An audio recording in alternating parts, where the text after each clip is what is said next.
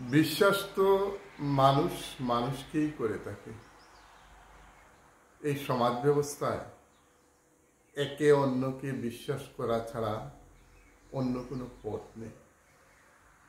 যে পরিস্থিতি আসুক না কেন, আমরা একজন অন্যজনকে বিশ্বাস করেই চলতে হবে। কিন্তু ভেবে দেখবেন, এই সমাজে বিশ্বাসের মর্যাদা কতজন দিতে পারে? সামাজিক ক্ষেত্রে বলুন, পারিবারিক ক্ষেত্রে বলুন, কিংবা রাজনৈতিক ক্ষেত্রে বলুন, আবার অর্থনৈতিক ক্ষেত্রেও বলুন, মানুষ বিশ্বাসের মর্যাদা দিতে জানে না।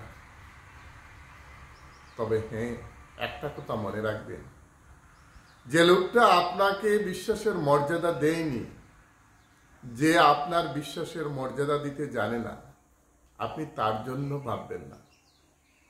কারণ আপনার সাথে বিশ্বাসের মর্যাদা না দিয়ে সে অন্যত্র গিয়ে যদি আনন্দে থাকে, সে আনন্দেই থাকুক।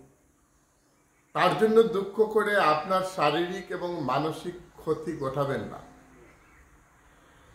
তবে হ্যাঁ, যারা মানুষকে মন থেকে ভালোবাসে, অন্যকে মন থেকে ভালোবাসে, তার বিশ্বাসঘাতকতা আপনাকে আমাকে অনেক দুঃখই দিয়ে থাকে। তবে এই দুঃখ আপনার সাময়িক হতে পারে, এবং যারা বিশ্বাস ভঙ্গ করে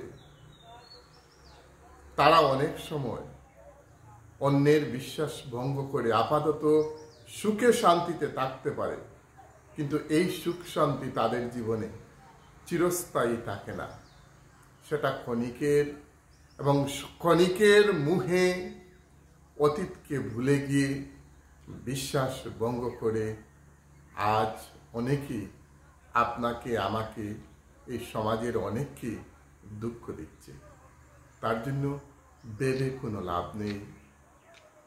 যে বিশ্বাস ভঙ্গই করে, তার জন্যই পরম করুণাময়ের কাছে প্রার্থনা করুন, যাতে তার জীবন আরো মঙ্গলময় হয়, আরো শুভ হোক, আরো আনন্দে কাটুক।